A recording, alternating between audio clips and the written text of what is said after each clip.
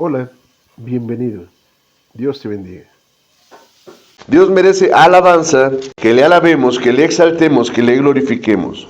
Por lo que Él es, porque Él es bueno, porque Él es fiel, porque Él es misericordioso con cada uno de nosotros. Así que vamos a poner atención a su palabra porque Él va a hablarnos en esta hora. Amén. Y Él tiene palabra para nuestras vidas. Hemos aprendido que Cristo Jesús es Dios mismo y que Dios se hizo hombre, vino a la tierra y murió en una cruz por amor a nosotros. Amén. Ok. Y aprendíamos que antes de que Jesús viniera a esta tierra, a la humanidad, Dios les dio, a su pueblo les dio el tabernáculo mosaico. Para que en ese tabernáculo, ¿verdad?, Dios se manifestara a su pueblo y los guiara. Él los sacó de Egipto para llevarlos, los sacó de Egipto de la esclavitud, para llevarlos por el desierto, donde había sequedad, donde había muerte, donde había alacranes, víboras y demás, y muchos enemigos humanos, para que en medio de las aflicciones y las dificultades, el pueblo de Dios le hiciera fiesta a Dios, amén.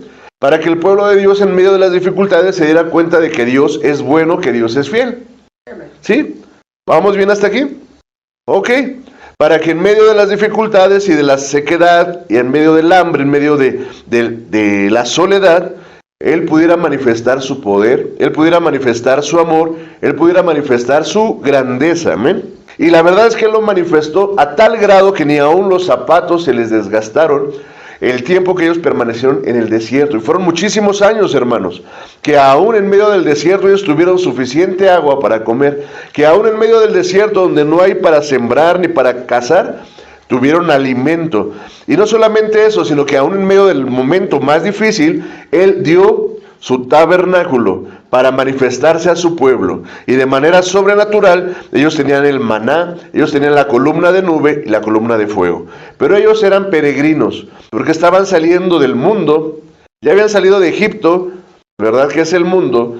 Faraón es un tipo de Satanás que los tenía presos, y estaban en el desierto, estaban en las pruebas, estaban en las situaciones difíciles, porque esas situaciones difíciles iban a mostrar lo que había en el corazón de ellos. Y aunque ellos físicamente ya no estaban en el mundo, ni bajo las garras del enemigo, internamente seguían siendo esclavos de sus pecados, de sus murmuraciones. Y aunque en medio de las pruebas ellos veían las grandezas de Dios, ellos seguían siendo esclavos, ¿verdad?, interiormente del mundo y del diablo. Así que ahí durante el desierto Dios quería trabajar no la libertad externa del mundo y Satanás, sino la libertad interna. Y todas las pruebas que ellos experimentaron fueron para que saliera de ellos aquellas cosas que tenían que ser cambiadas y transformadas. Amén. Ok, para llegar a una tierra nueva, a una tierra donde ellos iban a ser libres, a una tierra fértil, abundante y bendecida. Tristemente, muchos murmuradores y grandes líderes que habían vivido en la esclavitud de Egipto y que seguían esclavos en su corazón, murieron en el desierto. Pero hubo una generación que permaneció y pasó, y avanzó y llegó a esa tierra prometida. Y esa tierra prometida, Dios se las dio, pero ellos la tuvieron que conquistar. ¿De acuerdo?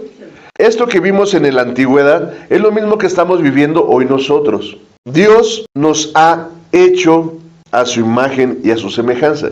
Y no solamente eso, Dios nos ama y nos ha dado un mapa, ¿verdad? Primero nos hace libres de Egipto, del mundo y de Satanás. Y nos lleva en un proceso en el cual Él se manifiesta a nosotros, como se manifestó Él a su pueblo en el desierto. Como cristianos vamos a tener primero la libertad del mundo y de Satanás. Pero vamos a empezar aquí en la tierra mientras vivamos y todos nosotros estamos en el desierto. Y estamos caminando. Y Él está enseñando qué cosas hay en nosotros que están mal y necesitan ser transformadas. Él nos dio su tabernáculo, que es una sombra, una imagen, una figura del tabernáculo celestial, del tabernáculo real que es Cristo Jesús. Hoy tenemos nosotros a Cristo Jesús y en Él vamos a encontrar la guía y la dirección para vencer. Hemos aprendido que en las puertas, en el Salmo 100, ¿verdad? Vamos a entrar por sus puertas, tenemos que entrar por sus puertas con reconocimiento y con acción de gracias. Aprendíamos que esta palabra reconocimiento también significa adoración. Delante de Dios, hermanos, no podemos llegar arrogantes, no podemos llegar altivos, no podemos llegar groseros. Delante de Dios tenemos que reconocerlo a Él y reconocer nuestra condición. Y venir con una actitud, ¿verdad?, de necesidad, hermanos. Nuestra actitud delante de Dios debe ser una actitud de humildad, de mansedumbre, de necesidad. ¿De acuerdo? Ahora, usted y yo estamos caminando este camino. ¿Necesitamos del Señor Dios? Claro, hermanos. ¿Dios merece respeto? Claro. Dios aborrece al altivo, al soberbio, pero le da gracia al humilde. Delante de Dios necesitamos reconocerlo. Y reconocerlo, por ejemplo, en la cultura asiática, la gente suele hacer reverencias, ¿verdad? Y los jóvenes tienen que hacer reverencias a los adultos. Los hijos tienen que hacer reverencia a los padres. Los alumnos tienen que hacer reverencia al maestro. ¿De acuerdo? Entonces, y pero los iguales, pues también se hacen una reverencia, pero una reverencia pequeña. ¿Por qué? Porque son iguales. Entonces, son dos jóvenes, pues se saludan y pues hacen una reverencia pequeña. Pero si saludan a su padre, tiene que ser una reverencia más prolongada. Tienen que inclinarse más, ¿verdad? Tienen que inclinarse más. Sí, ¿por qué? Porque el padre pues, es una autoridad mayor. Si están con su jefe de la empresa, muchísimo más. Si están con el presidente o con alguna autoridad, muchísimo más. Y si están con el creador de los cielos y la tierra y el que los hizo, pues muchísimo más, ¿verdad? Esa misma reverencia es la que tenemos que tener nosotros delante de Dios. Amén. Y si venimos a la casa de Dios, tenemos que venir con un corazón contrito, humillado y reverente delante de Él. Por eso esa palabra, ¿verdad? Reverencia es yada y significa también adoración. Delante de Dios no podemos entrar altivos, ni con una voluntad erguida, ¿verdad? Una voluntad erguida viene siendo nuestra cerviz, nuestra columna. Erguida pues es levantada. Una voluntad que erguida no puede entrar a la presencia de Dios. No es agradable delante de Dios. Pero alguien que sabe doblar la cerviz puede entrar a la presencia de Dios. Habla en la Biblia sobre el trigo y la cizaña. Siempre está erguida. ¿Delante de quién?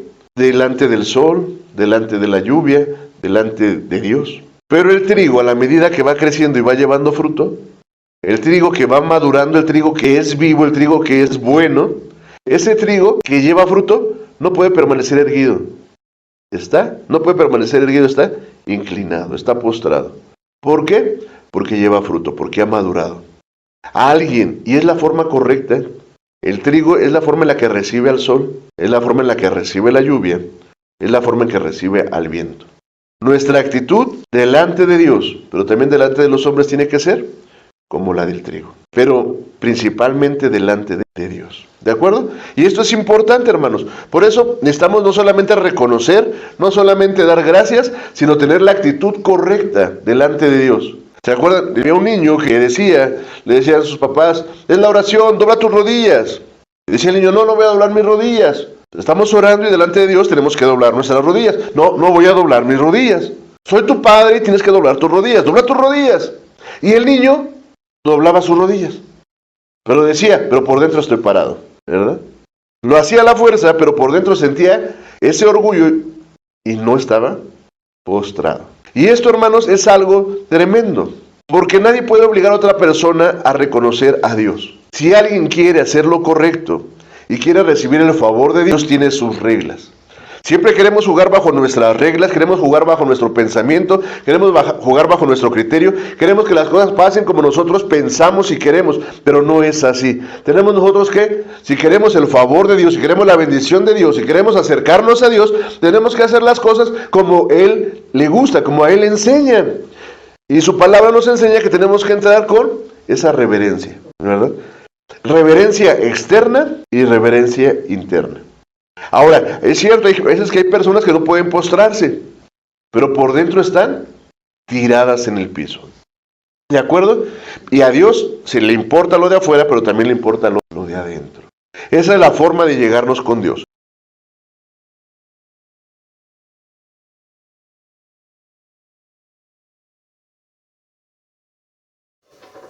Gracias por ver el video hasta el final. Si te gustó, suscríbete y compártelo con alguien más, para que cada vez seamos más los que estudiamos la palabra de Dios.